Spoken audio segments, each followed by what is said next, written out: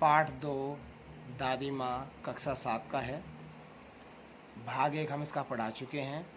भाग 2 हम पढ़ाने जा रहे हैं। सभी बच्चे ध्यानपूर्वक सुनेंगे और समझेंगे। आइए शुरू करते हैं इस पैरे से। दादी माँ को गंवई गांव की 2500 किस्म की दवाओं के नाम याद थे। यानी जो लेखक है उसकी जो दादी है, उस दादी माँ को गांव की जो है 2500 यानी कि 25 से भी ज़्यादा किस्म, स्पाइसेस जो होती हैं उसको किस्म बोलते हैं, उस प्रकार की दवाओं के नाम याद थे, जिससे लेखक का बुखार उतर सके या किसी प्रकार की कोई बीमारी हो तो उसको ठीक किया जा सके। गांव में कोई बीमार होता उसके पास पहुंचती और वहाँ भी वही काम, हाथ छूना, माथा छूना, पेट छूना, फिर भूत से लेकर मलेरिया, सरसाम, निमोनिया तक का अनुमान विश्वास के साथ सुनाती। महामारी और विसूचिका के दिनों में रोज सवेरे उठकर स्नान के बाद लवंग और गुड़ मिश्रित जलधार, लवंग भी एक खाने की चीज़ है और गुड़ तो आप जानते ही हैं, इनसे मिली हुई जलधार, जल की धारा, गुग्गल और धूप यानी कि जिसको आप धूप बत्ती कहते हैं, ये सब चीज़ वो प्रयोग करती थी।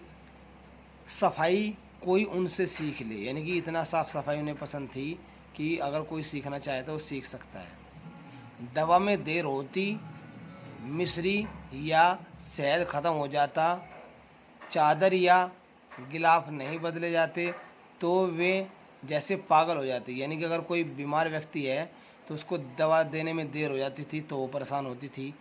मिश्री या शहद ख़त्म हो जाता था तो परेशान होती थी।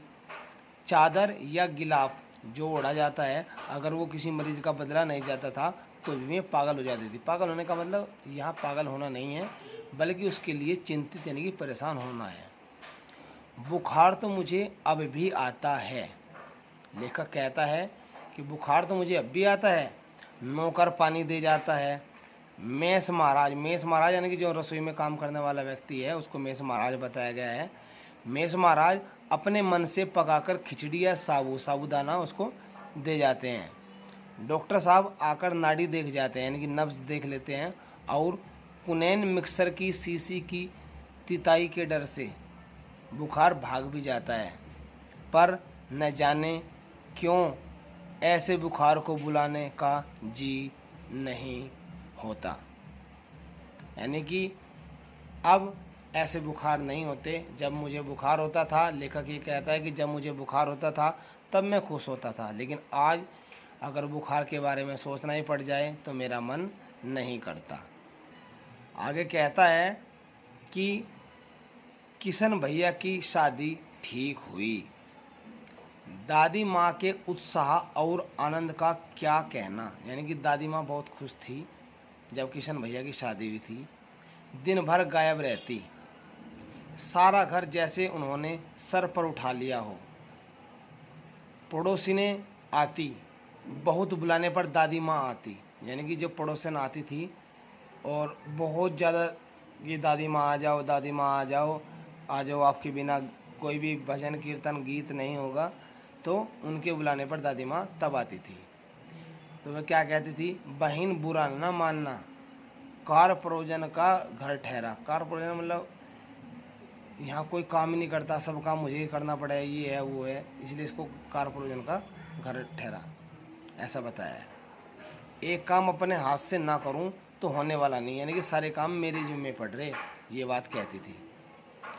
जानने को यूँ सभी जानते थे कि दादी माँ कुछ करती नहीं, यानी कि वो करती नहीं थी, केवल सबको देख रेख के काम में लगी रहती थी। काम कोई और ही करता था, पर किसी काम में उनकी अनुपस्थिति वस्तुतः विलम्ब का कारण बन जाती। यानी कि अगर मैं किसी काम में अपना दखल ना दें तो वो काम बहुत लेट होता था। इसका मतलब है जैसे हमारे साथ हमारे कोई मैनेजर होता है तो मैनेजर चारों तरफ ये करता है, वो करता है, ये कराता है, वो कराता है, लेकिन काम तो वो खुद कुछ भी नहीं करता, लेकिन फिर भी वह पूरा व्यस्त रहता है। ऐसे ही इस पाठ में दादी माँ के बारे में बताया गया है।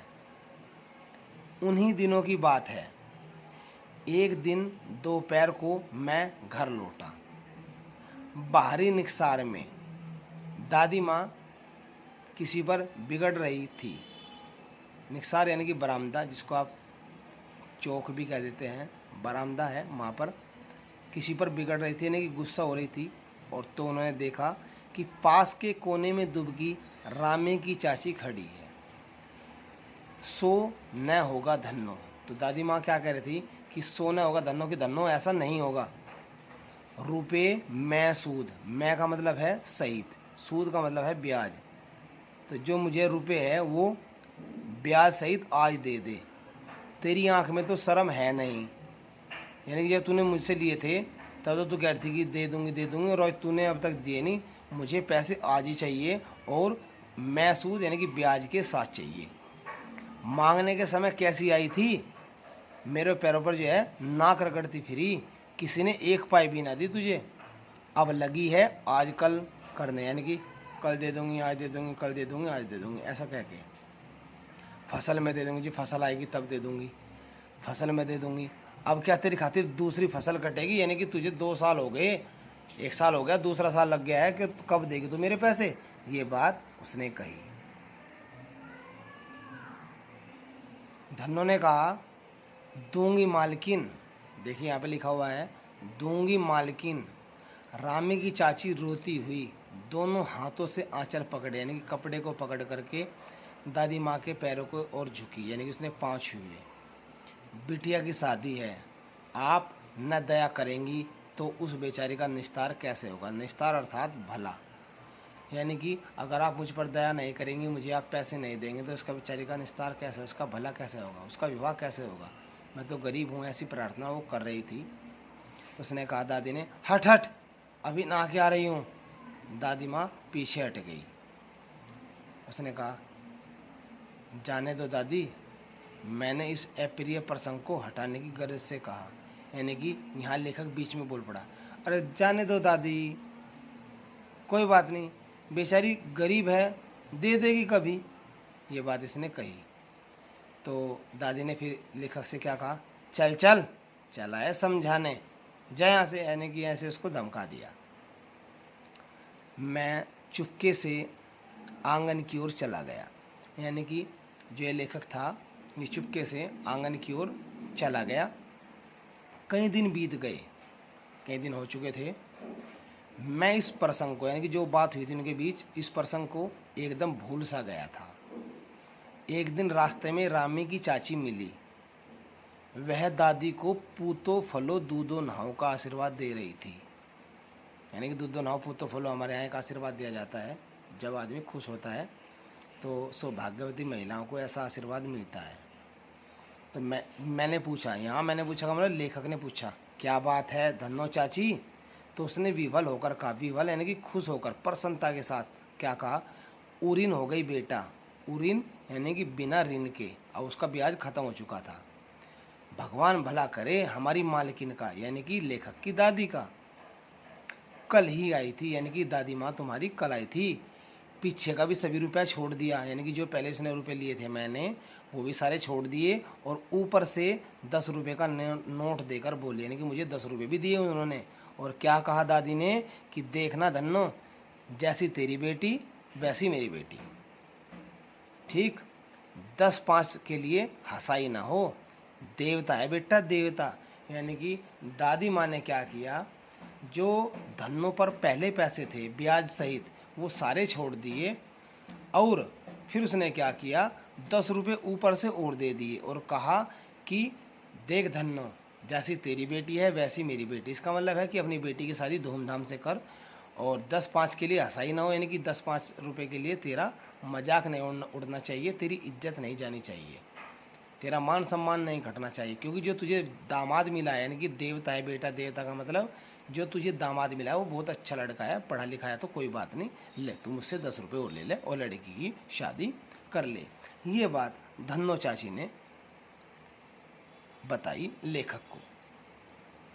अब इसने क्या कहा कि उस रोज तो बहुत डांट रही थी। मैंने पूछा मैंने लेखक ने पूछा, अच्छा चाची, मैं उस दिन तो तुम्हें बहुत डांट रही थी। तो फिर यहाँ धनो चाची बोलेगी, क्या कहती है, वह तो बड़े लोगों का काम है बाबू, रुपया देकर डांटे भी ना तो क्या लाभ। यानी कि उसने क्या कहा कि अगर भाई मैं तो बड़े लोग हैं, यानी कि तुम्हारी माँ तो भाई तुम तो धनी आदमी हो, अगर मैं पैसा भी दे रही, अगर मैं डांट भी ले तो क्या पता जाएगी हम पे, हम तो गरीब आदमी हैं और डांटना तो उनका फर्ज है, ऐसा उन्होंने कहा। मैं मन ही मन इस तर्क पर हंसता हुआ आगे बढ़ गया। यानी कि ये बहुत हंसा और ये आगे चला गया। किशन के विवाह के दिनों की बात है, जब इसके भाई की शादी हुई किशन के, तो विवाह के 4-5 रोज पहले, विवाह से यानी कि 4-5 दिन पहले से ही औरतें रात रात भर गीत गाती हैं। विवाह की रात को अभिनय भी होता है। अभिनय कहने यानी कि डांस, जैसे हम जिसको महिला संगीत कहते हैं वो है। यह प्राय एक ही कथा का हुआ करता है। उस समय पहले कोई भी कथा ली जाती थी कि भाई आज सावित्री की कथा है, तारा रानी की कथा है, कुछ भी किसी औरत जो महान औरत थी उसकी कथा शुरू होती थी और उसी के आधार पर गीत चलते थे शादी विवाह के। उसमें विवाह से लेकर पुत्र उत्पत्ति तक, यानी कि विवाह कैसे होगा, फिर औलाद कैसे होगी, संतान की प्राप्ति कैसे होगी, उस तक के सभी दृश्य दिखाए जाते हैं। यानी कि जैसे नाटक हम करते हैं, स्किट करते हैं, ऐसा महिलाएं करती थी। सभी पार्ट औरतें ही करती हैं। मैं बीमार होने के कारण बारात में न जा सका, यानी कि जिस दिन बारात गई थी ये उस दिन बीमार था, ये लेखक बारात में नहीं जा सका। मेरा भाई ममेरा अर्थात मामा का लड़का, मेरा भाई राघव दालान यानी कि बरामदे में सो रहा था। वह भी बारात जाने के बाद पहुंचा था, यानी कि जब वो बारात चली गई थी तब इसके मामा का लड़का आया था, तो बेचारा वो भी बारात में नहीं जा सका। तो औरतों ने उस पर आपत्ति की कि यहाँ सारी औरतें हैं और ये दोनों लड़के यहाँ लेट रहे हैं, इसलिए उन्होंने क्या जताई, आपत्ति जताई। दादी माँ बिगड़ी, दादी माँ को गुस्सा आ गया और दादी माँ ने गुस्से में क्या कहा, अरे लड़के से क्या पर्दा, ये लड़की, अरे लड़का ही तो है, इससे क्या पर्दा करें, लड़के और ब्रह्मा का मन एक सा होता है। यानी कि लड़के और ब्रह्मा का मन एक सा होता है, ये बात दादी माँ ने कही।